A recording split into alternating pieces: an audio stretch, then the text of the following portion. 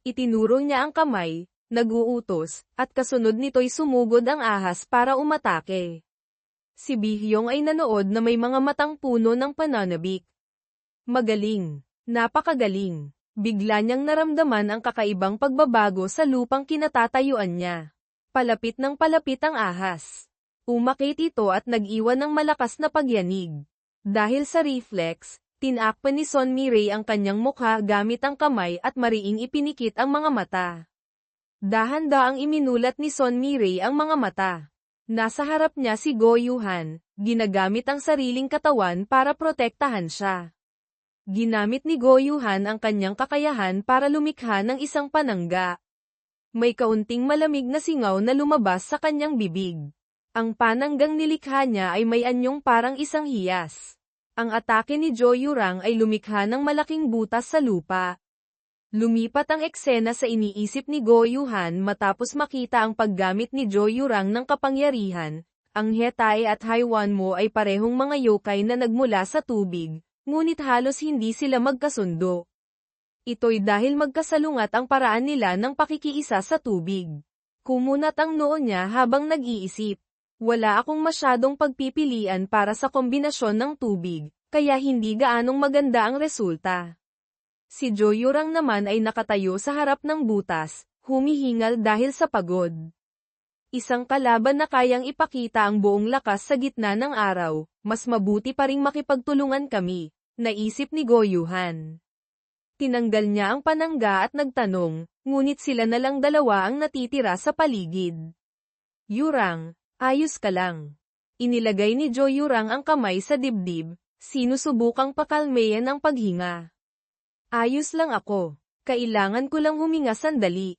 Medyo matagal na rin mula noong ginamit ko ang buong lakas ko. Tumingin si Jo Yurang sa malaking butas na nilikha niya, medyo nag-aalangan. Hindi ako sigurado kung epektibo ba iyon. Ngunit hanggang ngayon ay umuusok pa rin ito ng malakas. Si Choi Siyu ay natulala sa eksena. Sa tingin ko, dalawa lang ang posibilidad, sabi ni Jo Yurang habang lumilingon pabalik sa kanila. Una, masyado kong minaliit ang kakayahan niya. O pangalawa, wala siyang intensyong ipagpatuloy ang laban. Inilabas ni Jo Yurang ang panyo at pinunasan ang dumi. Pero mas mataas ang posibilidad ng pangalawa. Sa totoo lang, hindi naman ganoon kalakas ang atake ko kanina. Siguro mas marami pang magagawa si Go Yuhan kaysa sa akin. Hindi naman sumang-ayon si Go Yuhan dito.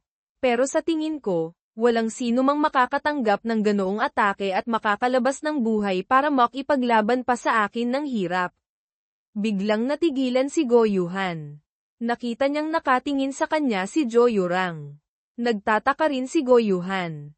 Itinaas ni Jo Yurang ang kamay at ginamit ang skill na Steam, Hoi Nuak. Mabilis itong tumama sa mukha ni Choi Siyu. Hindi nakaiwas si Son Mirei at napalingon na lang siya kay Choi Siyu na tumilapon. Habang naguguluhang nagtatanong si Son Mirei, tahimik lamang na nagmamasid si Go Yuhan sa lahat.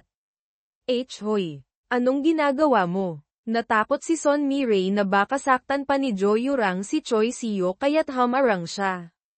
Kakampi natin siya. Bakit mo siya biglang? Parang walang pakialam si Jo Yurang. Kalmado niyang inayos ang salamin at pinakalma si Son Mirei. Huwag kang mag-alala. Ginawa ko lang ang dapat gawin. Tiningnan ni Jo Yurang si Choi Siyu na walang malay. Ibinalik ko lang siya sa normal. Ngunit hindi pa rin nawala ang pag-iingat ni Son Mirei kay Jo Yurang. Ngayon, wala nang makakapinsala sa inyong dalawa, seryosong mungkahi ni Jo Yurang. Kaya simula ngayon, pakiusap, kayong mga tao, huwag na kayong makialam sa mga usapin ng yokai. Lumipat ang eksena sa ibang lugar. Sa isang mataas na gusali, si Tao Tai ay tahimik na nakaupo sa isang sulok, tila tulala, hawak ang isang baso ng tubig. Pinagmamasdan siya ng kasama. Ang kaibigan nating ito ay isa ring, alini. Tulad ko, dahil ba sa pagkakaiba ng lahi? Medyo iba sa inaasahan ko. Bigla, bamuka ang bibig ni Tao Tai, puno ng pananabik. Mula sa anggulong ito, mukhang masarap din siya.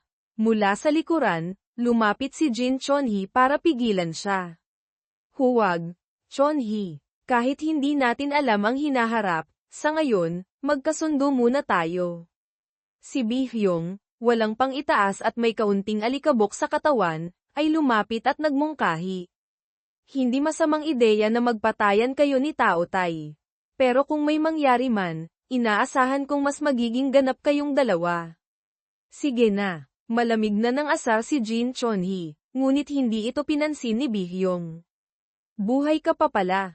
Anong nangyari? Ang lupit mo naman. Hindi ako ganon kadaling mamatay, natutuwang sagot ni Bihyong habang inaalala ang nangyari kanina. May kaunting sorpresa lang. Yung lalaking yun, may perpekto siyang kaalaman sa teknik ko. Ang teknik ko ay nakadepende sa lupa. Sa madaling salita, kung hindi stable ang lupang kinatatayuan ko, hindi ito gagana.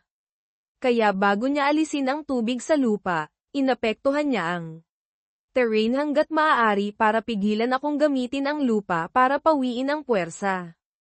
Nang marinig ito, tahimik na nag-isip si Jin Chonhee. Tatandaan ko yan kapag kinain kita. Gusto mong subukan. Nanginginig si Bihyong sa pag-asam sa susunod na laban. Harapin ang isang nilalang na kahit ang pinakamalakas na tao ay hindi matatalo. Labanan ang 1000 taong angkan ng Hetae. Gusto kong tikman siya ng buo, mula ulo hanggang paa. Si Jin Chonhee ay tila walang interes. Hindi ko masyadong maintindihan, pero iba yata ang gutom mo sa gutom ko, ano? Pero sa huli, naglaban din naman tayo, di ba? Nakangising sagot ni Bihyong. Marami pa, dagdag ni Bihyong. Para siyang ipinagbabawal na prutas sa hardin ng Eden. Naguluhan si Jin Chonhee sa sinabi niya at kumunat ang noo. Napansin ni Jin Chonhee ang panahon sa labas. Nagsimula nang bumuhos ang malakas na ulan. Itinaas ni Bihyong ang kamay sa langit, di narama ang ulan. Parang walang weather forecast ngayon, pero ang sarap sa pakiramdam ng ulan na to. At iyon din ang dahilan kung bakit naalala ni Bihyong ang engkwentro kanina at lihim na nagpasalamat sa kanyang swerte. Hanmo, at Hetae, kahit sabay ko pa silang labanan, hindi ako makakaligtas kung lalabanan ko sila sa isang maulang araw. Lumingon siya kay Jin Chonhee at casual na sinabi, kahit manalo pa ako, hindi lang ako ang magdadala sa'yo sa ganitong laban. Delikado yun, di ba? Lalaban din ako. Napansin din ni Bihyong si Tao Tai na tahimik na nakaupo sa sulok kanina pa. Oo, pati si Tao Tai. Siguro pareho kami ng iniisip. Kahit sila pa, may mga kalaban na kailangan talagang iwasan. Inamin niya ang sariling pagkakamali, tiwalang maitatama niya ito. Hindi ko nadala si Choi Siyu. Kasalanan ko yun. Pero okay lang, panahon ang magsasabi. Sa panig ni Choi Siyu. Unti-unti na siyang nagkakamalay at iminulat ang mga mata. Tumingin si Choi Siyu sa kisame. Ngayon lang niya napansin ang kakaiba. Ito ay, nanginginig ang kamay ni Choi Siyu habang hirap na iginagalaw ang katawan. Ang sakit, hindi ako makagalaw. Kahit alam na niya, hindi niya inaasahang ganito kasakit. Bigla niyang napansin ang anino ng isang tao sa tabi niya. Nakatayo ito sa gilid, may hawak na cellphone. Nagri-ring ang cellphone sa kamay ni Jo Yurang dahil may tumatawag. Nang makitang gising na si Choi Siyu, agad siyang nagpaliwanag. May tumawag sa akin. Sinagot ni Jo Yurang ang tawag at itinapat sa tenga. Bigla siyang naging masunurin, paulit-ulit na yumuyuko habang sumasagot sa kausap sa telepono. Opo, Director. Opo, ayos lang po. Walang seryoso. Salamat po sa pag-aalala nyo. Matapos ang tawag, napabuntong hininga si Jo Yurang. Nag-leave ako buong araw ngayon dahil sa sakit na to. Medyo nag-aalala lang ang boss ko. Hinailan niya ang upuan palapit. Kumusta ka na? Hindi naman malala, pero medyo magiging abala ng kaunti. Hindi mo dapat pinilit ang sarili mo. Naalala ni Jo Yurang ang maskarang ginamit ni Choi Siyu. Yung maskara, senyales ba yun ng paggising ng kapangyarihan o ano? Hindi ko rin matandaan masyado, pero hindi iyon isang bagay na mapapanatili mo ng matagal. Ipinaliwanag niya ng kaunti ang gamit nito. Maaaring isa itong uri ng pansamantalang pampalakas na anteng-anteng, ba? Habang pinapanatili mo ito, lalong tumataas ang mana, ma-LC, na nauubos mo. Pagkatapos ay binanggit ni Jo Yurang ang ginawa niya kanina. Kaya napilitan akong tanggalin ang anteng-anteng para sa'yo. Yumuko siya, puno ng pagsisisi. Hindi sumagot si Choi Siyu, pilit lang na umupo gamit ang buong lakas. Nagulat ka pa rin ba? Sa paglalagay ko sa'yo sa ganitong sitwasyon, pasensya na, dagdag ni Jo Yurang, na bahagyang ikinagulat ni Choi Siyu. Isa pa, ang kapatid kong si Yu Gayam ay ilang beses nang sinubukang pumunta sa lugar ko. Nahirapan siyang banggitin ito. Hindi naman siya likas na masama. Pero bilang kinatawan ng aming angkan sa mundo ng mga tao, taos puso akong humihingi ng paumanhin sa'yo. Mabilis na pinakalma ni Choi Siyu si Jo Yurang at ibinalik ang usapan sa pangunahing paksa. Hindi mo kailangang humingi ng tawad. Naayos naman ng maayos ang nangyari noon. Tsaka, anong nangyari sa yokai na yun? Habang nagsasalita si Choi Siyu, biglang nagsalita si Manshin na kanina patahimik. Sinabi niyang isa siyang goblin, Yutin, at mayroon siyang lahat ng uri ng mahika, Youthwat, tulad ko. Pero ang natitirang goblin na lang ay ako. Akala ko rin noon, sabi ni Manshin. Parehong napatingin sa kanya sina Choi Siyu at Jo Yurang. Pero sa kasamaang palad, hindi tama ang palagay na iyon. Patawarin mo ako sa pagkakamaling ito. Hayaan mong ipaliwanag ko. Hinaplos ni Manshin ang balbas at dahan-daang ibinunyag, siya si Bihyong, ang prinsipe ng lahi ng mga goblin na umiral sa peninsula na ito 1,000 taon na ang nakalipas, at posibleng siya ang ninuno mo. Lumipat ang eksena sa labas, sa kalye, habang umuulan. Itinaas ni Sohwa ang kamay para saluhin ang patak ng ulan. Kahit sa ang mundo, pareho lang ang ulan, no? Mukha siyang medyo dismayado, kaya napangiti na lang si Son Mirai sa tabi niya. Matitigas din talaga ang ulo ng mga tao, no? Akala ko walang lalabas ng bahay sa ganitong panahon.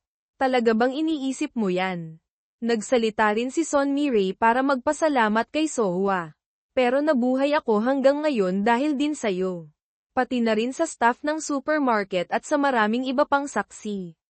Mag-isa, hindi ko siguradong makakaya ko. Nagpapasalamat si Son Mirai dahil tinulungan siya ni Sohwa kanina. Kung hindi dahil sa'yo, maaaring mas lumala pa ang sitwasyon. Si Sohwa naman ay tila walang gaanong pakialam. Magpasalamat ka kay Choi Siyu. Wala akong problema doon. Mas gugustuhin ko pang tulungan ka kaysa sumama sa kanya, tinutukoy si Go Yuhan. Napabuntong hininga si Son Mirai dahil dito. Pero sayang talaga. Dapat sana tinutulungan ko si Choi Siyu, pero naging pabigat lang ako sa kanya. Tumigil silang dalawa sa harap ng isang tindahan. Sa labas, may dalawang babaeng papalabas. Ang babaeng mahaba ang buhok na si Ann ay ngumiti habang inaalo ang kaibigan. Gusto mo talaga siyang kausapin, no? Pero bigla ang hihingi ng number niya ng ganoon, nakakagulat naman. Nagulat si Son Mirai sa sinabi ng babae, habang si Sohwa naman ay hindi man lang kumurap habang tinitingnan sila. Kilala rin ang manager dito na pinakasuplado at mahirap lapitan. Pero marami pa ring may gusto sa kanya. Tiningnan ni Sohwa ang papalayo nilang likod, nagtataka. Ano yun? Tiniklap ni Sohwa ang payong at masayang ipinaliwanag. Karamihan ng customer dito ay pumupunta para makita siya. Pero ang nakakatawa, mukhang hindi niya napapansin yun. Tiniklap nilang dalawa ang payong at pumasok sa loob. Pagpasok pa lang nila, nagsalita na agad ang lalaki, Go Yuhan. Pasensya na, maaga kaming magsasara ngayon. Ngayon lang napansin ni Go Yuhan. Ha, kayo pala. Medyo na-curious si Son Mirai at nagtanong, habang si Sohwa naman ay napatingin sa ibang sulok. Ikaw ang tumawag sa amin dito, di ba? Pero matagal pa bago gamabi, bakit ang aga mong magsara? Lumingon si Go Yuhan at nagreklamo, saka sinabihan silang umorder. Matumal ngayon. Kasama na kayong dalawa, iilan pa lang ang customer ko. Anong gusto niyong inumin? Masiglang umorder si Son Miray, pero malamig ang sagot ni Go Yuhan na hindi niya maalala. Si Sohwa naman ay tahimik pa ring nakatingin sa direksyon na iyon. Yung dati ko pa rin, kuya. Hindi ko maalala. Umorder ka ng eksakto ayon sa menu. Nagmaktol si Son Miray. Sa kabilang sulok, si Kwon ay tahimik na nakaupo at kumakain ng ice cream. Ano ba yan? Madalas din naman akong pumunta dito. Bigla niyang naramdaman ang mga matang nakamasid sa kanya. Lumingon si Son Miray at nag-aalalang nagtanong, Sohwa, anong iinumin mo? May treat daw siya. Gusto mong subukan. Biglang kumunat ang noo ni Kwon at humamon, na ikinagulat at ikinatigil ni Sohwa. Anong tinitingin-tingin mo? Gusto mo bang mamatay? Sa loob ng tindahan, maririnig ang sigaw ni Son Miray. Kalma lang. Tumayo si Go Yuhan sa pagitan ni Sohwa at Kwon, sinusubukang mamagitan. Bata lang yan. Pagbigyan mo na ngayon. Ngumisi si Sohwa. Nasa mundo ito ng mga tao, hindi sa mundo ng mga yokai. At sino ba tong batang to para gumala-gala dito, ha? Habang sinusubukan pa rin ni Go Yuhan na ayusin ang sitwasyon, nagsalita ulit si Kwon. Ha? Sa totoo lang, magkakilala naman kayo, di ba? Isang Sorrow, fox, na gustong magpanggap na tigre. Walang takot na tumayo si Kwon at nagsalita ng mapanghamon. Sabi nila, kapag walang tigre sa gubat, nagkakagulo ang ibang hayop. Mas tama sigurong sabihin yung Sorrow. Ikinainis ito ni Sohwa. Kahit sa pagitan ng mga yokai, may tinatawag na natural na kaaway, Thindik. Sa karamihan ng kaso, naiimpluwensyahan ang mga yokai ng kanilang pinagmulang hayop. Ang ugnayang magkaaway sa pagitan ng mga hayop ay nagpapatuloy na nakakaapekto sa kanila kahit matapos silang maging yokai. Ang orihinal na balanse ng lakas sa pagitan ng mga natural na kaaway ay maaaring hindi tumugma sa kanila matapos maging yokai, ngunit nagkatinginan silang dalawa na may mga matang puno ng galit, na para bang gusto nilang lapain ang isa't isa. Ang pagiging magkaaway ay nagpapatuloy at nakakaapekto sa mga susunod na henerasyon ng mga yokai. Ito, naguguluhan si Son Miray sa tensyonadong atmosphere, ngunit pinakalma siya ni Go Yuhan. Kung ang atmosphere na ito ay galing sa kanilang instinct, posible kayang ang batang ito ay...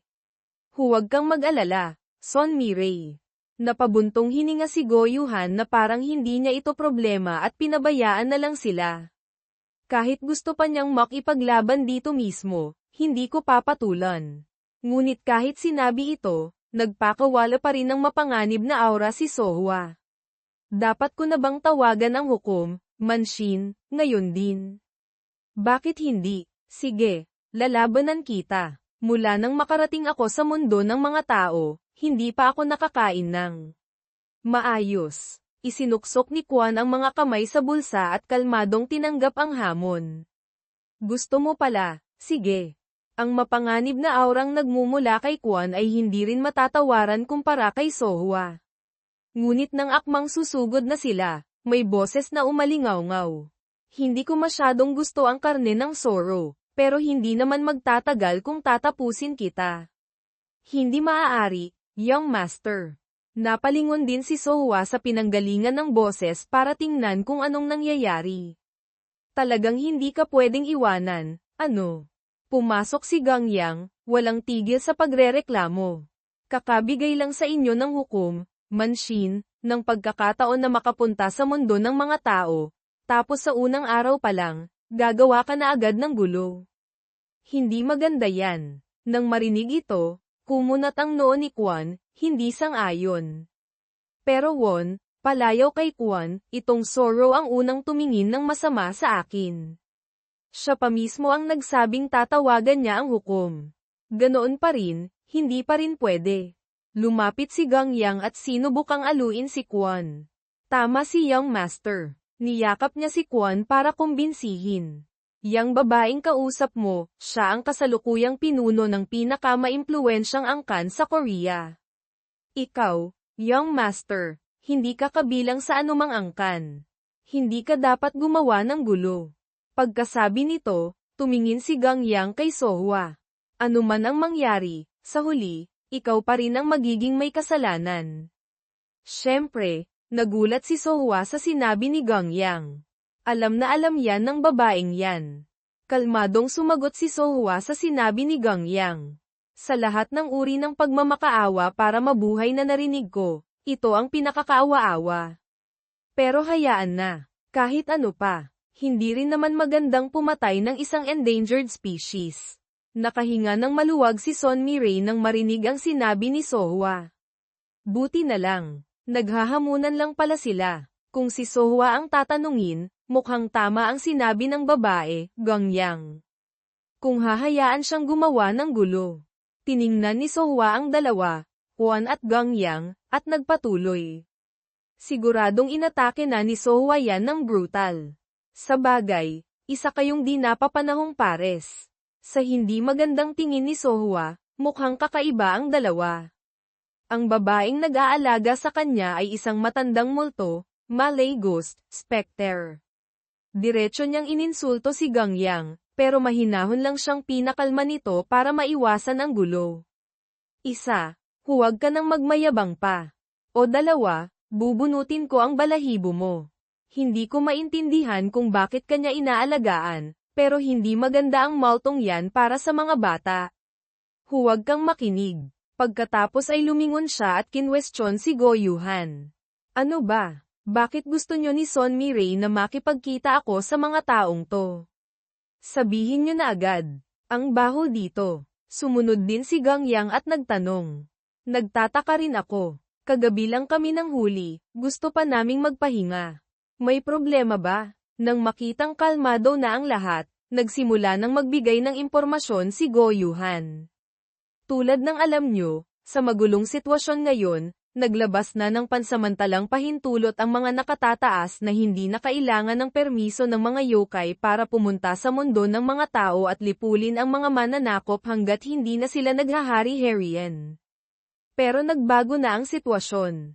Isa-isang tinuro ni Go Yuhan sina Sohwa, Juan, at Gang Yang. Malamig niyang inanunsyo sa kanila, kayong tatlo. Ang pansamantalang pahintulot ninyong tatlo ay binabawi na. Ang karapatan ninyong manatili sa mundo ng mga tao ay kinakansela na sa dahilang kakulangan sa kasanayan. Parehong nagulat sina Son Miray at Sohwa. Ano? Anong ginawa ni Choi Siyu? Siyu. Tahimik na tumingin si Gang Yang sa dalawa, Sohwa at Son Miray, habang nakikinig kay Go Yuhan. Hindi ko alam kung bakit, pero mukhang hindi applicable ang batas na ito kay Choi Siyu. Dito, natigilan si Son Miray at nag-isip. Ibig sabihin, babalik si Siyu sa mundo ng mga yokai ng mag-isa. Kung ganoon, ibig sabihin may ginawa siyang napakalaking gulo. Sumang-ayon si Sohwa na nakahalukip-kip sa tabi. Hindi naman siya ganun kaina para laging madurage tulad ng sinasabi nila. Hindi lakas ang dahilan. Kung ikukumpara si Siyu sa ibang yokai, masasabing nakahihigit na rin siya. Ngunit pagkatapos ay tumutol din si Sohwa dito. Pero sa esensya, tao pa rin siya. Gaano man kalakas, biktima pa rin siya kung iiwanan siyang mag-isa dito sa baba. Siguradong kamatayan ang sasapitin niya.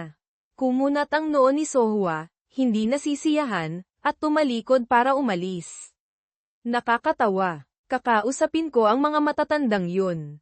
Itutuloy ko pa rin ang pagsasanay sa kanya sa loob ng 1 buwan at ako ang mag-i-evaluate. Tingnan natin kung anong gulo ang ginawa niya. Napabuntong hininga si Go Yuhan, walang magawa. Gawin mo ang gusto mo, pero makinig ka muna sa akin. Nandito pa si Choi Siyu. Natigilan sandali si Sohwa nang marinig ito. Ang pagpapabalik sa kanya sa mundo ng mga yokai o ang pananatili niya sa mundo ng mga tao ay hindi pa napagdedesisyonan.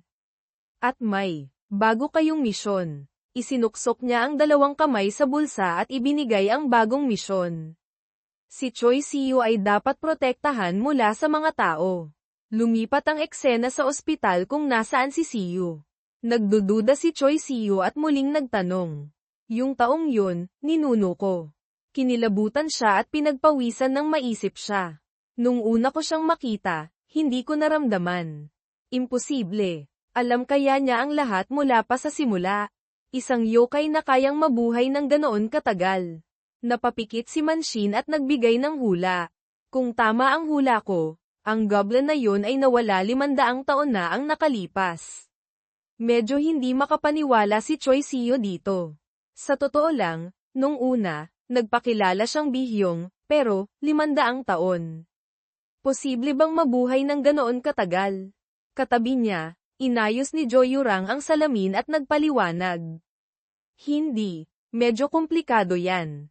Sa teorya, mas matagal mabuhay ang mga kaluluwa kaysa sa tao, pero karaniwan ay hanggang 500 taon lang din. Pero sa totoo lang, para mabuhay ng mas matagal, kailangan lang ng kapangyarihang yokai, ULC. Kapag nakahigop ng kapangyarihang yokai ang isang yokai, tumataas din ang haba ng buhay nito. Maaaring mapanatili ng yokai na iyon ang batang anyo at mabuhay hanggang 1,000 taon. Natulala si Choi Siyo sa sinabi niya. 1,000 taon. Ibig sabihin, totoo nga.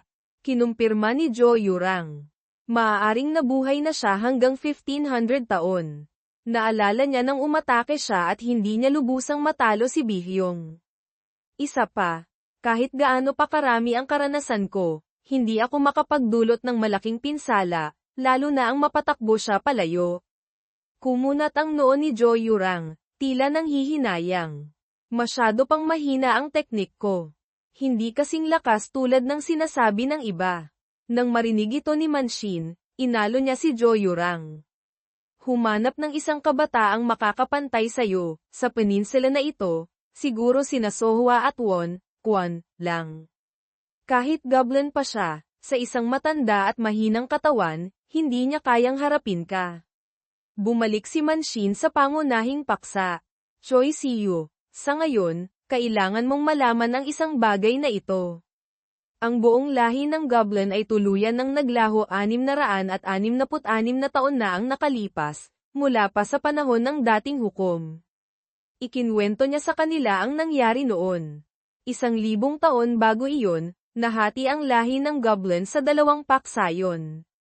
Matapos matalo ang isang panig, itinago ng lubusan ng natirang panig ang kanilang sarili mula sa mundo. Ngunit ang nanalo ay hindi rin nakaligtas sa pinsala. Unti-unti silang namatay at 666 na taon na ang nakalipas, isa na lang ang natira. Ang goblin na iyon ay nagngangalang Bon. Nabuhay lang siya hanggang sa ikalawang kalahati ng 666 na taon na iyon, pagkatapos ay namatay din dahil sa mga natamong sugat. Mula noon, itinuring ng extinct ang lahi ng goblin. Tahimik na nakikinig si Choi Siyo sa kwento ni Manshin. Siyo, sa tingin ko, ikaw ang apo ni Bon. Kahit tinawag siyang huling goblin, namatay lang siya 100 taon matapos siyang tawaging ganoon. Hindi makapaniwala si Choi Siyo sa mga narinig niya. Walang anumang clue tungkol sa eksaktong ninuno mo, pero base sa maikling buhay ni Banjok, sigurado akong apo ka ni Bon. Naalala ni Manshin ang mukha ni Bihyong noong 1,000 taon na ang nakalipas. Ngunit isang angkan na dapat ay nalipol na 1,000 taon na ang nakalipas. Si Bihyong, bigla siyang nagpakita muli na may anyo at lakas na halos hindi nabawasan. Natigilan si Choi Siyo, sinusubukang i-proseso ang lahat ng impormasyon. Ibig sabihin, posibleng ang si Bihyong ang ninuno ko. Tama, kahit pa ang goblin na yun ay si Bihyong nga, o kung paano niya napanatili ang anyo niya matapos ang lahat ng panahong iyon, isa pa rin siyang napakalakas na nilalang. Kayang itago ng tahimik ang kanyang presensya hanggang ngayon. At nagsimula ng magtanong pabalik si Manshin kay Choi Siyo. Kahit pa hindi purong dugo, bakit pinili ng iyong lahi na lumitaw sa eksaktong panahong ito? Kailangan ko ng pinakatumpak na sagot na posible.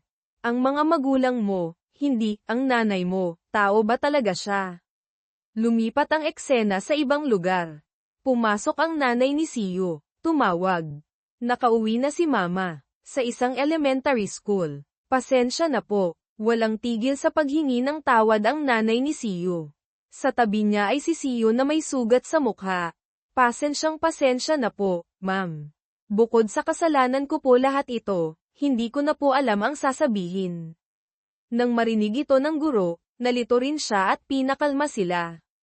Malala po ba ang sugat ng ibang bata? At ang mga magulang nila? Ay hindi po, ma'am. Hindi naman po ganun kalala ang nangyari. Nasa grade 3 pa lang po si Siyo ngayon. Hindi naman po binubuli ni Siyo ang mga batang yun. Tsaka, yung grade 5 na estudyante po ang nagsimula.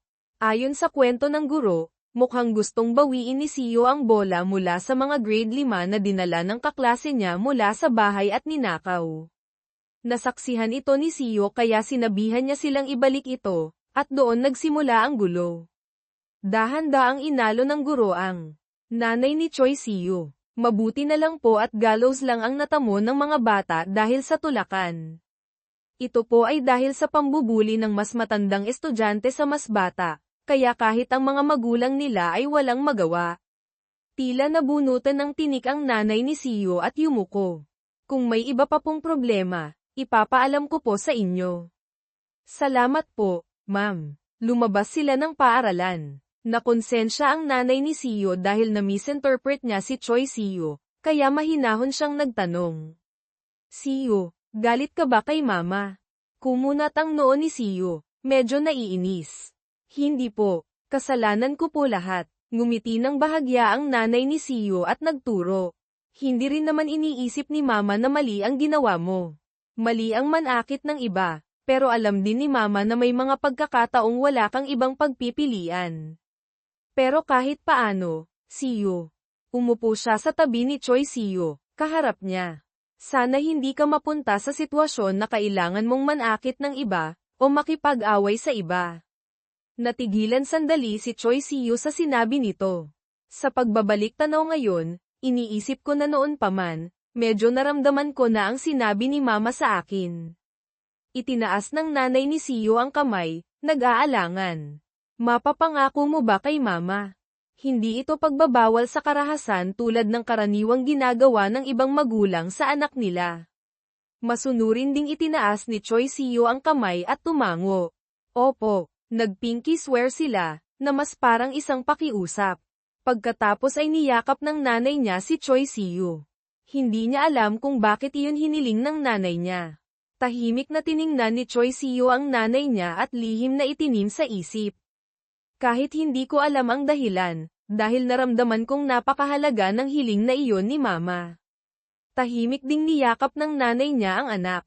Kaya pagkatapos noon, hindi na ako gumamit ng karahasan, kahit kailan, hanggang sa maging yokai ako.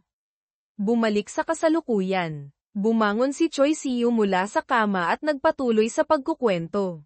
Ang tatay ko ay isang wrestler.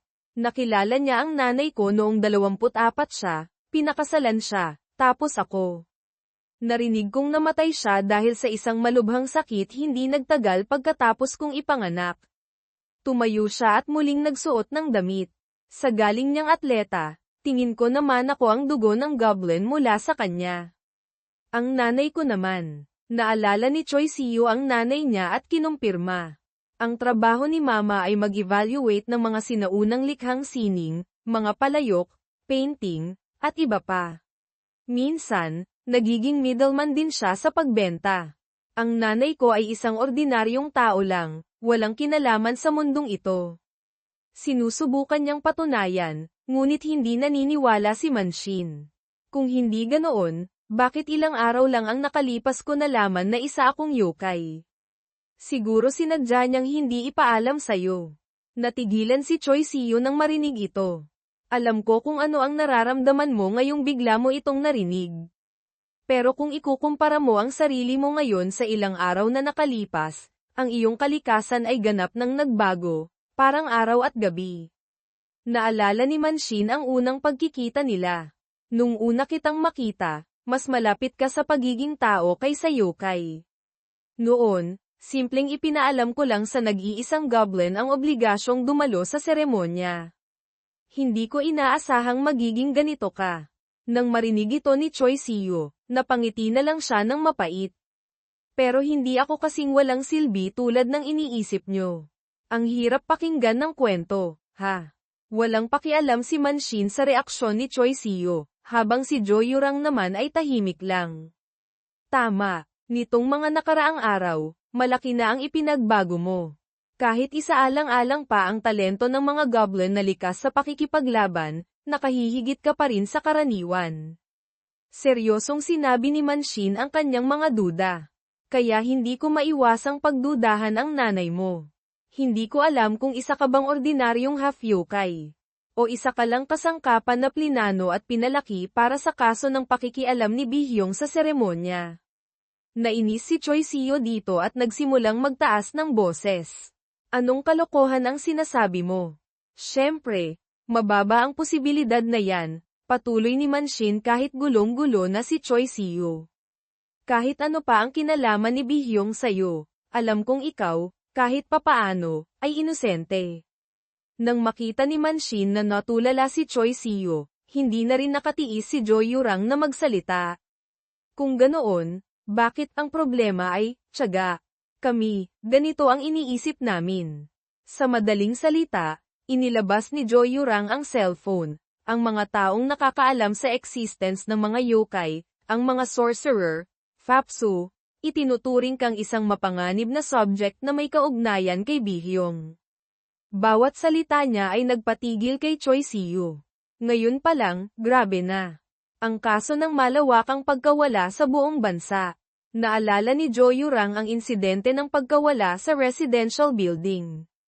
Sa mga residential building sa labas ng lungsod, bandang tanghali ngayon, kinumpirma ng pulisya, karamihan ng residente ay nawala kagabi, may balita na ilang residente ang hindi nakauwi at nakatanggap ng report ang pulisya. Ipinakita niya kay Choi Seo ang cellphone. Dalawang katulad na kaso ang nangyari sa ibang lugar sa Seoul, kasama na ang insidente sa Incheon at Busan. Nailathala ito sa dyaryo, kaya ang opinyon ng publiko online ngayon ay nasa estado ng pagkaalarma at pagkabalisa. Kwento ni Joyurang habang nakakunot ang noo.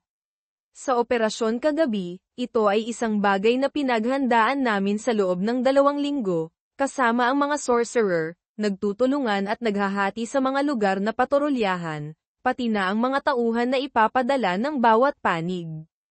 Hiniling pa ng panig ng mga sorcerer na makipagtulungan ang mga lider ng bansang ito sa aming operasyon.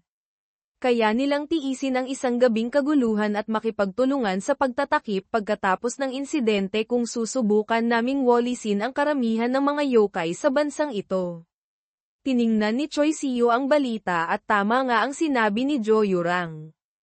Pero sa loob lang ng isang araw, hindi pa nga isang araw, kailangang mangyari to. Binasa ni Choi Seo ang mga komento, litong-lito. Nang makita ito, nagpatuloy si Joyurang. Hindi lang kagabi, ang pag-aalala sa mga sunod-sunod na pagkawala nitong nakaraang buwan ay kumakalat na. Hinaplos ni Manshin ang balbas at nagpatuloy. Para sa atin, medyo masakit sa ulo to. Pero sa pananaw ng mga sorcerer, dahil kailangan nilang gumamit ng enerhiya para punan ang kakulangan nila sa kapangyarihan. Napabuntong hininga si Joyurang matapos marinig si Manshin. Ang bagay na, ngayon, kahit na napakaswerte na walang taong nadamay at namatay sa gulong ito, marami pa ring nakasaksi sa huli. Sa totoo lang, may responsibilidad din ako dito. Biglang may sinabi si Manshin na nagpatigil kay Choi Seo. Gamit ang dahilan na yan, hinihiling ng panig ng mga sorcerer na isuko mo, Choi Seo, ang bagong miyembro. Siguro balak nilang, tradisyon, ang yokai na gumawa ng gulo sa gitna ng araw. Yumuko si Choi Seo, inaamin ang kasalanan. Oo, kasalanan ko nga. Kumilos ng mag-isa nang walang pahintulot. Tama iyon. Pero, iyon ay bagay na dapat ayusin sa loob ng mga yokai.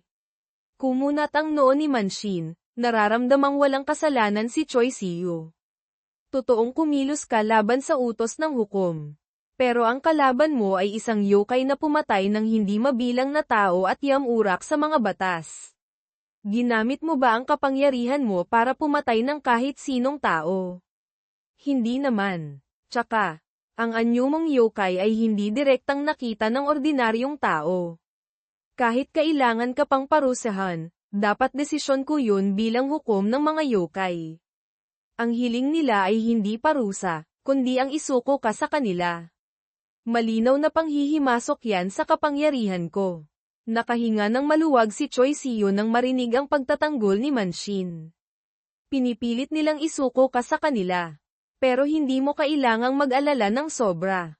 Biglang nabanggit ni Manshin ang nanay ni Siyo, na ikinagulat niya.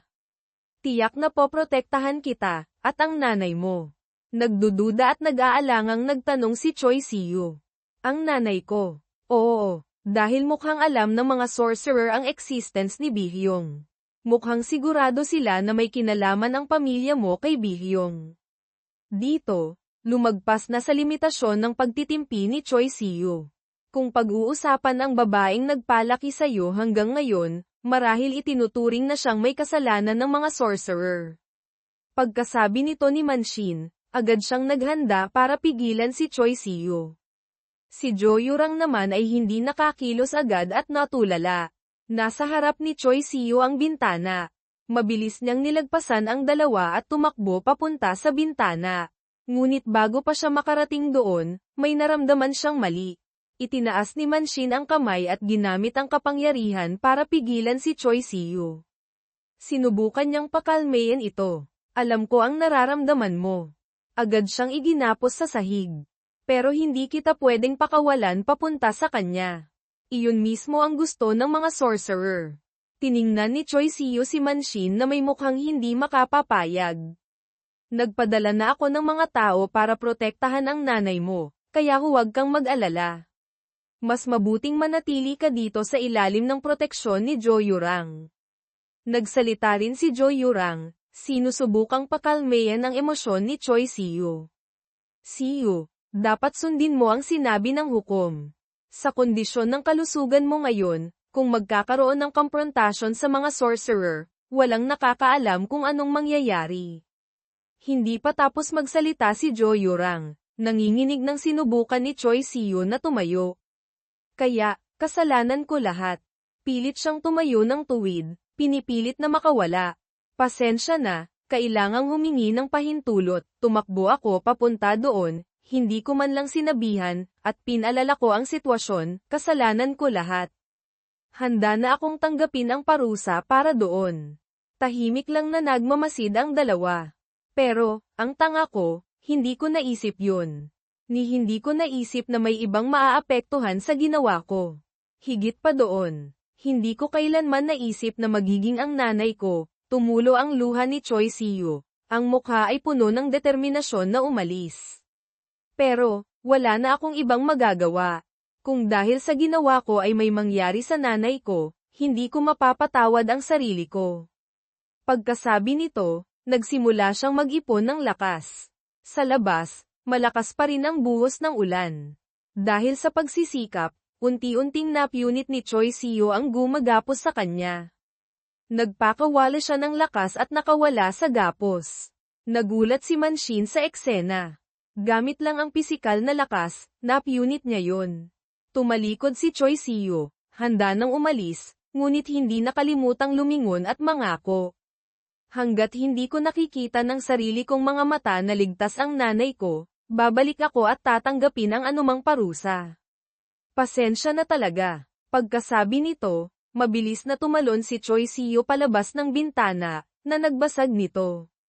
Umalis siya. Iniwan ang dalawa sa katahimikan. Ngayon lang nagsalita si Manshin para questionin si Jo Yurang. Bakit nakatayo ka lang dyan at nanunood, ha? Nang marinig ito ni Jo Yurang, ibinaling niya ang tingin sa ibang direksyon, umiiwas. Huwag mong sabihin sa akin na ganun ka kaawa-awa na hindi ka nakakilos. Gumawa ng palusot si Jo Yurang. Wala kasing tubig na magagamit ko dito kamakailan. Diretso itong pinabulaanan ni Manshin, na ikinahiya ni Jo Yurang. Sa ganitong panahon, dito, napilitan na lang si Manshin na magbulag-bulagan. Sa pagiging maawin mo, yan ang dahilan kung bakit natalo ka sa kapatid mo. Pero hindi ko rin maintindihan, pero likas sa lahi nyo na kung sino ang mas malakas, siya ang mas malambot ang puso. Mas may kakayahan ka talaga. Pagdating sa lugar ng nanay ni Siyo, narinig niya ang ingay sa labas. Medyo nagduda ang nanay ni Seo at tumingin sa pinto. Sino yan? Biglang lumitaw si Sohwa mula sa likuran at hypnotize siya. Bakit? Huwag kang gagalaw. Manatili kang nakatayo. Agad na kontrolado ng kapangyarihan ni Sohwa ang nanay ni Seo at nanatili itong nakatayo. Naiinis na umirap si Sohwa nang makitang walang tigil ang pagkatok sa labas. HMPH. Tama si Son Mirey. Hindi ko dapat minamaliit ang mga tao. Kumunat ang noo niya. Alam ko namang pwede silang maging istorbo hanggang sa puntong gusto ko na silang patayin. Nawasak na ni Yu Shin-jae ang pinto at pumasok. Nang makita si Sohwa, naging alerto siya. Hindi ko alam kung ilan kayong nakapasok, pero hindi yan mahalaga. Kung sino ang makita ko, siya ang tatapakan ko hanggang mamatay, sabi ni Sohwa. Nagkatinginan silang dalawa na may mga matang puno ng panganib. Kung ayaw mong mamatay, unang-una, lumuhad ka. Ginamit ni Sohwa ang kanyang natatanging mahika, ang Whispers of Illusion, LITHM mong tentative translation, para kontrolin ang isip ni Yu Shin-jae. Lumuhad ka agad. Nagpapadala ito ng kapangyarihan sa pamamagitan ng boses, nagdudulot ng pagkalito sa mga pandama at kamalayan ng nakakarinig.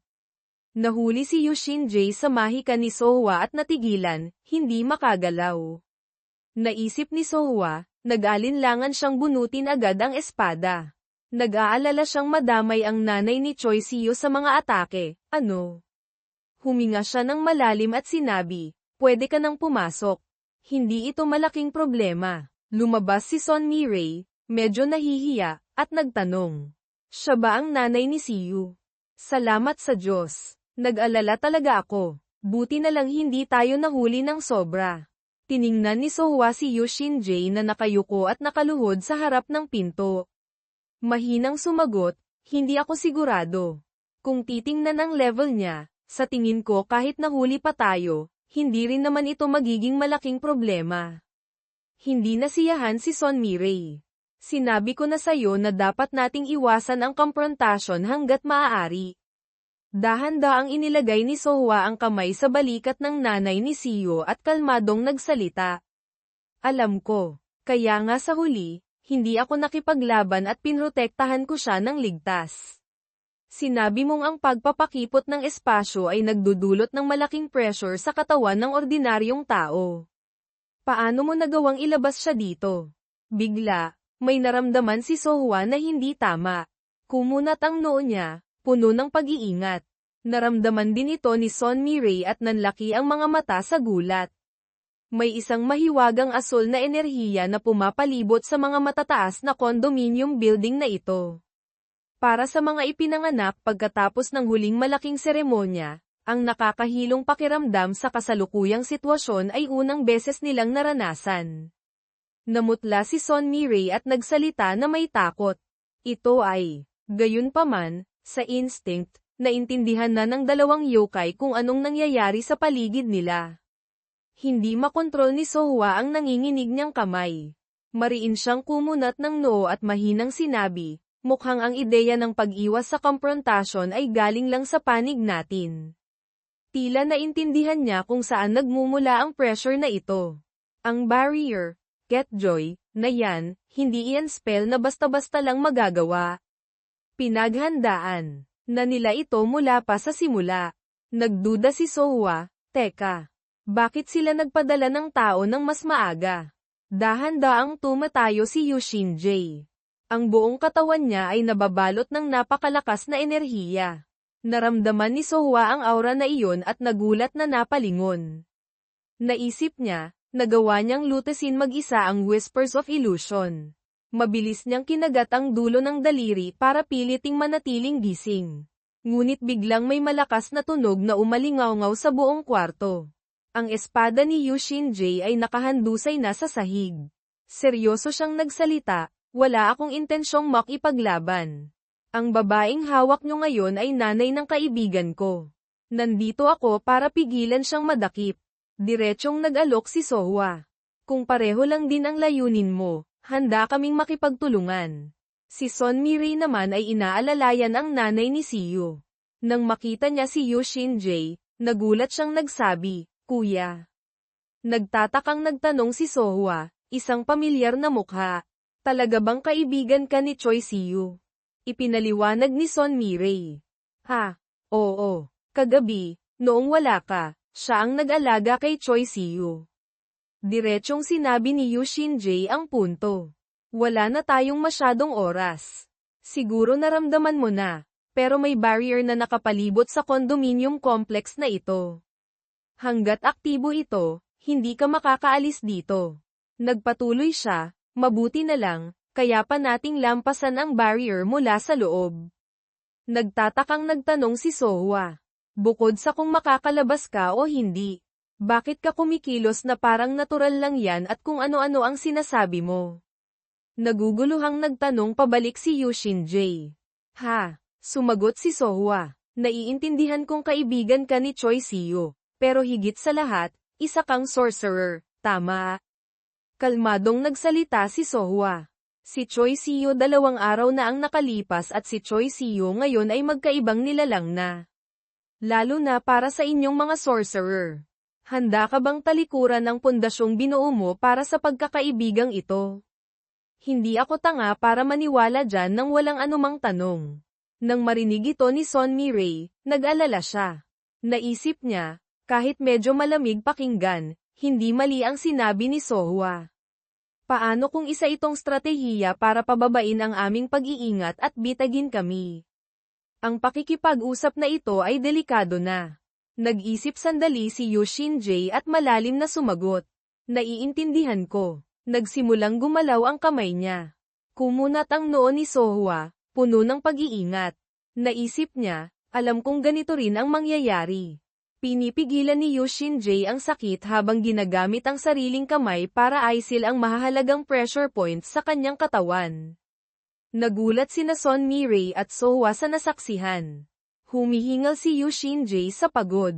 Kahit ang dugong dumadaloy sa mga puntong papunta sa dantian, sentro ng enerhiya, ang daloy ng enerhiya ay pansamantalang paralisado. Pinunasan niya ang pawis sa mukha at kalmadong nagpatuloy. Ngayon, walang pinagkaiba sa akin at sa ordinaryong tao. Kung gagawa ka ulit ng ilusyon, makikita mo ang lahat ng nasa isip ko. Natigilan si Sohwa. Alam mo ba kung anong ibig sabihin niyan? Hindi lang ito magtatapos sa pagtingin sa isip mo, pwede kitang manipulahin na parang pape hanggang mamatay ka. Hirap na sumagot si Yu Shinjae. Hindi ko masasabing hindi iyon mahalaga, pero kahit papaano, makakatulong ito sa pagtakas ninyo, ginang. Mahina siyang nagpatuloy, kung posible, hindi na rin magiging problema ang lahat. Naguguluhang nagtanong si Sohwa. Bakit kailangan mong gawin yan? Ano ba talaga ang relasyon nyo ni Choi Siyu? Ngumiti ng pilit si Yu Shinjae at sumagot. Nasabi ko na sa'yo ang lahat.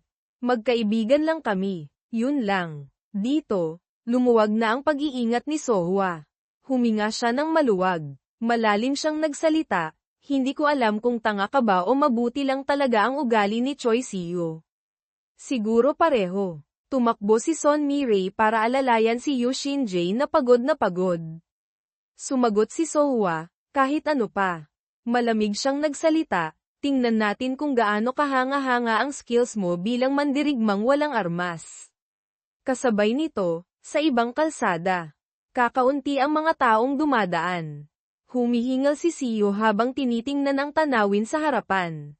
Nakalimutan na niya ang sakit na nararamdaman sa buong katawan, dumiretso siya pasulong.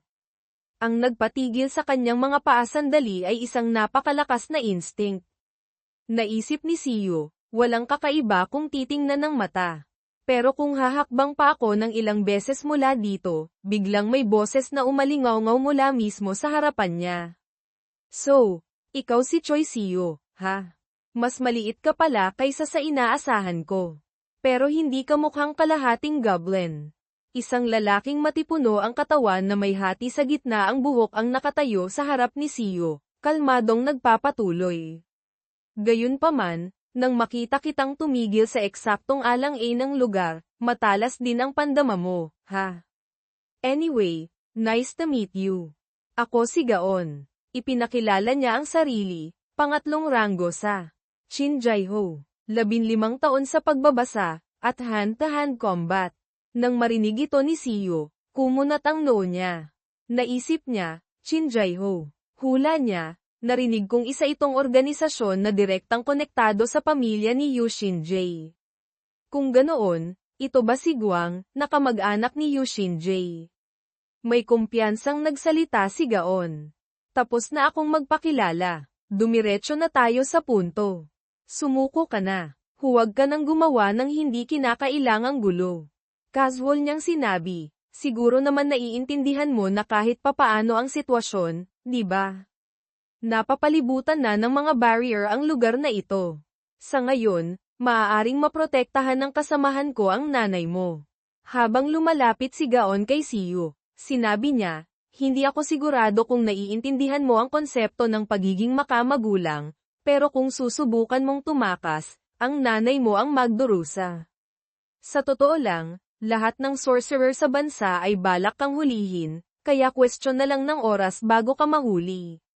Nang makita ito ni Siyo, naisip niya, mukhang hindi na maiiwasan ang laban. Pero ang problema ay, bigla, mula sa likuran niya, lumitaw ang isang babaeng nakamaskara, tumatalon ng mataas, handang sipin siya. Tila may naramdaman si Siyo at lumingon, ngunit saktong tumama na sa mukha niya ang sipa.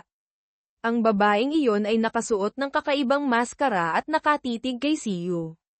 Si Siyo naman ay hirap na umiiwas sa mga mapanganib na atake nito.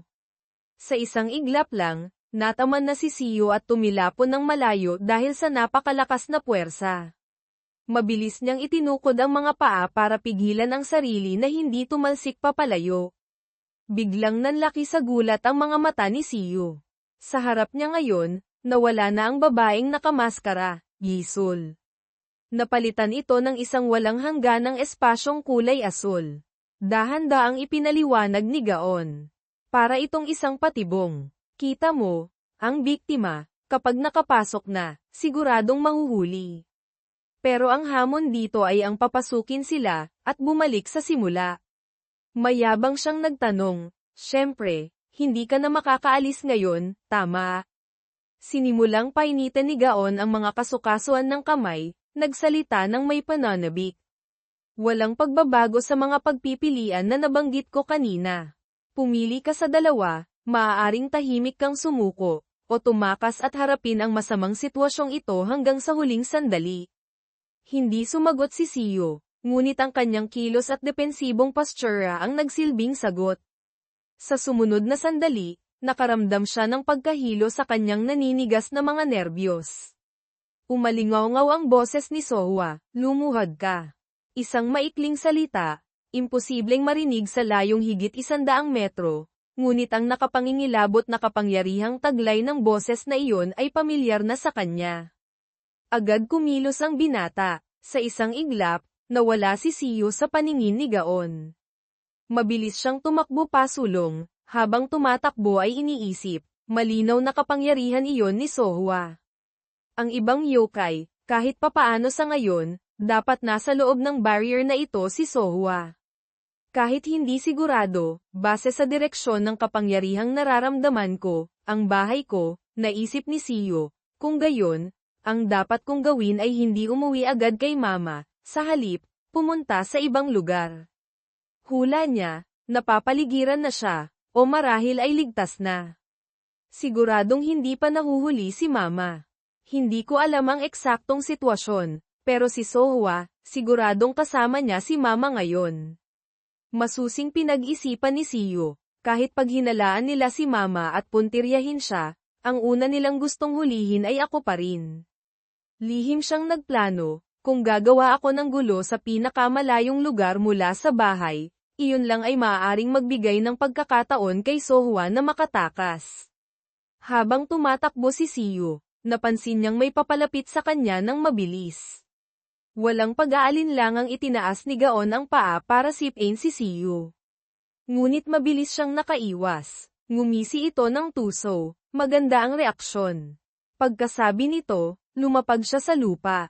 Sinimulan ni Gaon na makipagmanumanong laban kay Siyo gamit ang kanyang kamao at sipa. Hirap si Siyo na salagin ang mga atake nito at nag-aalalang naisip, mabilis at malakas, sa lahat ng aspeto, mas mataas siya ng 1 o 2 antas kaysa kay malakas na sumuntok si Gaon papunta kay Siyo. Itinaas ni Siyo ang kamay para sumangga, nagtataka, ganito ba? Nang makita ito ni Gaon, bahagya siyang nagulat at mahinang nagsabi, wow, nakakagulat.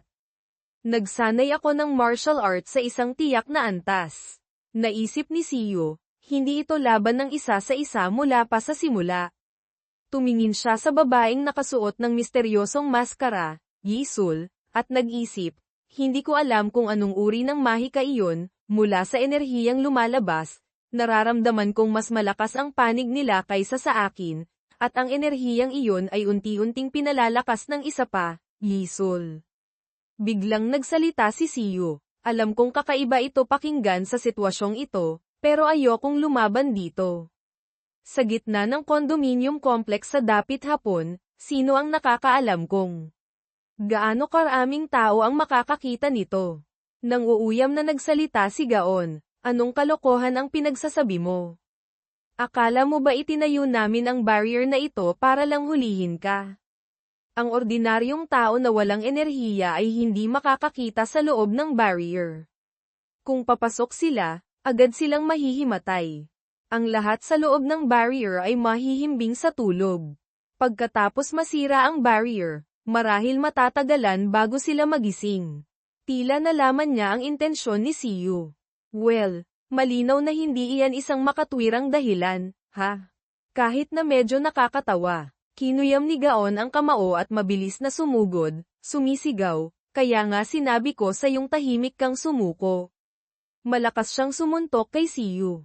Ngunit hindi man lang natinag si Siyo. Ngayon, ginagamit ni Siyo ang kamay para harangin ang atake ni Gaon. Nagsalita siya na may pahiwatig, naiintindihan ko na. Kung gayon, hindi na kailangang mag-alala. Mahigpit na hinawakan ni Siyo ang damit ni Gaon. Nang makita ito ni Gaon, nagngalit ang kanyang mga ngipin sa pag-aalala. Ang mga mata ni Siyo ngayon ay kumikinang sa isang nakakatakot na kulay ube. Ginamit ni Siyo ang skill na Goblin Takedown, Lightning Strike, pagbagsak ng goblin, hampas ng kidlat, lumilikha ng malakas na puwersa ng kidlat na tumama kay Gaon. Ang sorcerer na babae, Yisul, ay nanatiling nakatayo sa kanyang pwesto, mayding nagmamasid sa kanila. Malamig na nagsalita si Siyo, nagdahan-dahan ako sa huling sandali, hindi dahil minamaliit kita, kundi dahil ayokong pumatay ng sino man gamit ang sarili kong mga kamay. Namutla ang mukha ni Gaon, nanginginig sa takot. Nagpaalala si Siyo, ang pagsasabi ko nito ay hindi nangangahulugang ititigil ko ang laban, ngunit tiyak na bibigyan kita ng babala ngayon. Dagdag ni Siyo, gagawin ko ang lahat ng makakaya ko, kaya baka hindi ko makontrol ang lakas ko. Nang marinig ito ni Gaon, nagalit siya at nagngalit ang ngipin. Mabilis siyang sumugod papunta kay Siyo na parang aipo-aipo. Tumalon siya ng mataas at malakas na sumipa diretso sa mukha ni Siyo. Ngunit hindi man lang gumalaw ang katawan ni Siyo. Ang mga paa niya ay nanatili sa orihinal na pwesto. Ang mga paa ni Gaon ay dumaikit lang malapit sa mukha ni Siyo ngunit hindi tumama. Nagalit si Gaon at nagsimulang sumuntok ng sunod-sunod kay Siyo. Pagod na si Gaon ngayon, naiinis na naisip, walang paraan. Hindi na lang ito tungkol sa skill o tibay, parang bumabangga sa isang higanteng pader. Hindi na siya pinag-isip pa. Walang pag-aalinlangang sinuntok ni Siyo ng malakas si Gaon sa mukha. Agad siyang tumalsik palayo. Ang malakas na impact ay nagpalipad ng makapal na alikabok sa paligid. Maingat na sumulyap si Siyo sa likuran niya. Pinagmamasdan ang sorcerer na babae, Yisul, at naisip, inaasahan ko ang isang uri ng pinagsamang atake, pero walang anumang kilos. Posible kayang hindi siya angkop sa direktang labanan. Kung hindi, seryosong nagbabala si Siyo, kay Yisul, ang babala ay para rin sa iyo. Ayokong masangkot sa mga hindi kinakailangang laban, pero kung kailangan, hindi ako magdadalawang isip. Nang marinig ito ng sorcerer na babae, Yisul, Naging alerto siya at pumwesto sa depensa. Pilit na bumangon si Gaon, galit na sinabi, "Anong ginagawa mo? Sinabi ko nang ako na ang bahala. Anong gusto mong patunayan? Hanggang dyan lang ba ang limitasyon mo?" Nanatiling tahimik si Yisul, hindi nagsasalita.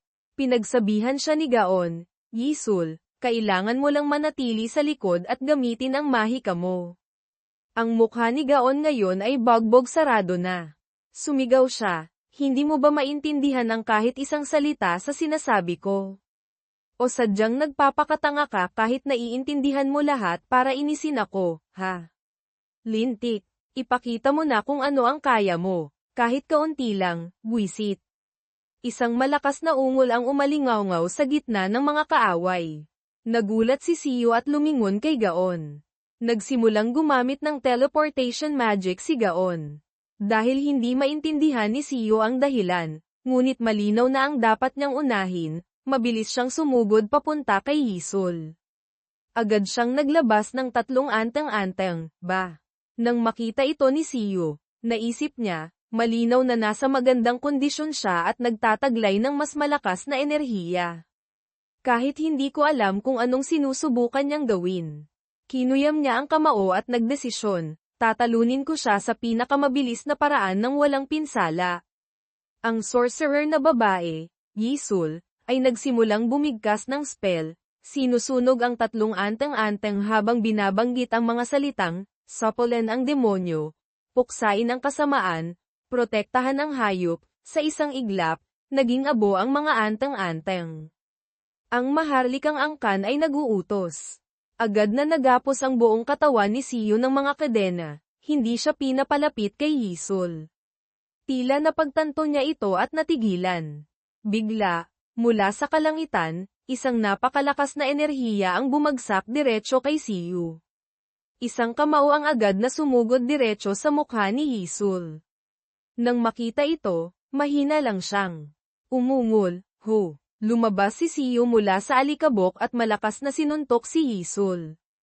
Tila hindi siya nasaktan, kalmado siyang nagsalita.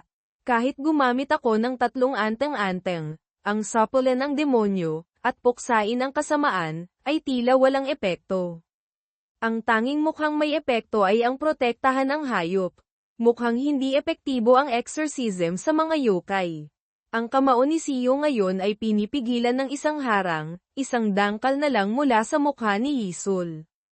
Casual siyang nagpatuloy, mukhang hindi nga epektibo ang exorcism sa mga yokai. Bigla, sa noo ni Siyo, tumubo ang isang pulang sungay na naglalabas ng madilim na aura. Itinaas niya ang kamay, mabilis na tinawag ang madilim na espiritual na enerhiya sa paligid. Sa kamay ni Siyo ngayon, lumitaw ang isang matalim na sandata. Naisip niya, hindi tumama ang suntok ko, kakaiba ang pakiramdam, parang may nabangga ako pero walang reaksyon. Hindi ako napaatras ng sarili kong atake, mas tamang sabihin na siya mismo ang tumalon paatras. Pinagmasdan ni Siyo ang bawat kilos ni Yisul at nag-isip, kung may bumabalot sa katawan niya na pumipigil sa impact, tiyak na may limitasyon ito. Nagsimulang gumamit ng mahika si Yisul. Bumulong siya ng spell, ang asol na espada, Lamkiem, ay ang hatol, at ang hamog, Suwong-som, ay ang dugo ng makasalanan. Ako'y tumitingala at nagmamakaawa sa mga banal na espiritu.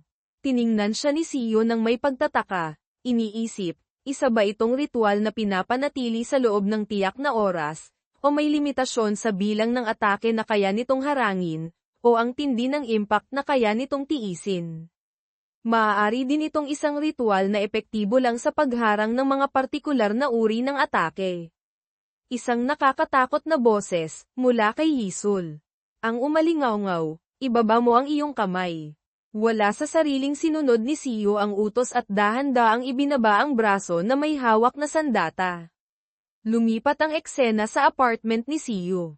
Malinaw na nagsalita si Yushin J. May 5 sorcerer na ipinadala dito, hindi kasama ako. Sa kanila, 3 ay mga Domo sorcerer at ang 2 ay mga Yangmo sorcerer. Ang limang iyon ay bumubuo ng isang multi-direct ional formation sa paligid ng condominium complex na ito. Masusi niyang ipinaliwanag, sa simula, ang isang barrier ay may pangunahing haligi o anteng-anteng na proteksyon na inilalagay sa paligid bilang access, ngunit ang barrier na nakapalibot sa lugar na ito ngayon ay medyo espesyal. Ang mga sorcerer mismo ang nagsisilbing access. Direktang nagtanong si Sohua, hindi na kailangang gawing komplikado ang mga bagay. Ang sagot ay kailangan silang talunin para masira ang barrier, tama?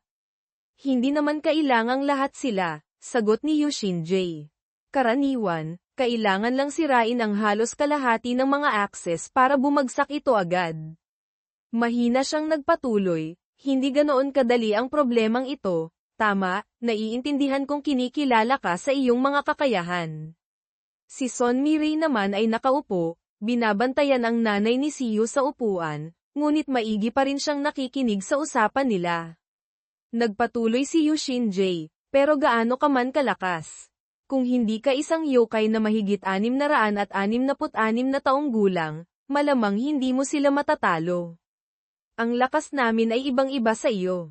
Ipinaliwanag niya, karamihan sa mga martial arts at mahika na aming pinapraktis ay dinisenyo para puksain ang mga yokai. Kung ang mga panloob na konflikto ninyo, yokai, ay purong pagsubok ng lakas sa pagitan ng magkapantay na nilalang. Nag-aalalang nagsalita siya, ang pakikipaglaban naman sa mga sorcerer ay parang pagpasok sa mga patibong na partikular na idinisenyo para sa iyo. Ang problema dito ay hindi lakas at kahusayan, ito ay tungkol sa compatibility, pagkakatugma. Mahina hong nagsalita si Yushinjay, at nasabi ko na, di ba? Sa kasalukuyan, may 3 domo na ipinadala dito. Ang domo ay isang posisyon na iilan lang na sorcerer ang nakakaabot. May kakayahan silang harapin ang mga yokai na nasa spirit level. Nag-isip siya sandali at mahinang sinabi, gayunpaman, dahil hindi maiiwasan ang laban, kaya iminumungkahi ko na bawat isa ay humarap lamang sa isa sa kanila. Tulad ng nabanggit mo, ang pagtalo sa halos 2 sorcerer ay kinakailangan para masira ang harang. Mabilis na bumuo ng plano si Yushinjay, ako ang haharap sa isa, at sa sandaling magawa ko iyon, dapat mong habulin ang isa pa halos kasabay.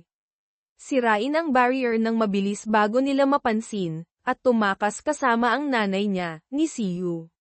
Sa kabutihang palad, alam ko ang deployment at kakayahan ng bawat miyembro. Nag-aalangang sumagot si Sohua, kung gayon, mabuti. Ngunit nagtataka siyang nagtanong, hindi ba't sa kasalukuyan ay hindi mo magamit ang iyong enerhiya? Sinabi mo kanina na pinatunayan mo ito sa pamamagitan ng pagsil ng iyong dantian gamit ang kamay. Nang marinig ito ni Yushinjay, natigilan siya, hindi alam kung anong isasagot. Biglang nagsalita si Son Mirai, walang ibang pagpipilian, ngunit magiging mahirap talunin. Ang kahit 2 man lang sa lugar na tulad nito. Nag-aalala siyang nagsabi, kahit pa lahat ay walang malay, magiging mahirap pigilan ang mga taong masaktan. Huminga ng malalim si Sohua, naiinis na nagsabi, hindi ko alam, mukhang hindi lang tayo ang kailangang mag-alala tungkol dyan. Tumingin siya kay Yushinjay na pagod na nakasandal sa pinto at kalmadong nagsalita, sa huli, ang misyon ninyo ay protektahan ang mga ordinaryong tao. Hindi rin kayo makakalaban kung madadami ang mga tao. Hinawakan ni Yushinjay ang noo, pilit na sumagot, hindi ganoon. Kami, ang ibig kong sabihin, sila, mas nahuhumaling sila kay Siyo kaysa sa inaakala mo. Kahit may mangyaring pinsala sa loob ng kondominium na ito, tiyak na pagtatakpan nila ito sa anumang paraan. Nataranta si Son Mirai, ano? Bakit kailangang gumugol ng ganitong katagal para lang hulihin si Siyo? Mahina siyang sumagot, hindi dahil kay Siyo. Ito ay tungkol sa pride, at marahil sa kapangyarihang mahahawakan nila pagkatapos ng 6 na buwan. Lumingon si Yushinjay at nagsalita na may pahiwatig, sa nakalipas na 666 na taon, hindi lang ikaw ang naghihintay sa gabi ng mga goblin, pati na rin ang mga sorcerer. Naguguluhang nagtanong si Son Mirey, hindi ko maintindihan. Hindi ba't iyon ang pinakadakilang panahon ng mga tao sa daan-daang taon? Dahil nagkaroon sila ng mga gabi na walang mga halimaw, yokai. Mabilis siyang sumagot, tama. Ipinaliwanag ni Yushin-J, dahil nakalaya sila sa mga halimaw, yokai, ang sibilisasyon ay mas umunlad kumpara sa libo-libo o 10,000 taon na nakalipas. Sa literal na kahulugan, maaari itong ituring na panimulang panahon ng sangkatauhan. Nag-aalangan siyang nagpatuloy, mas tumpak ang rurok para sa karamihan ng sangkatauhan.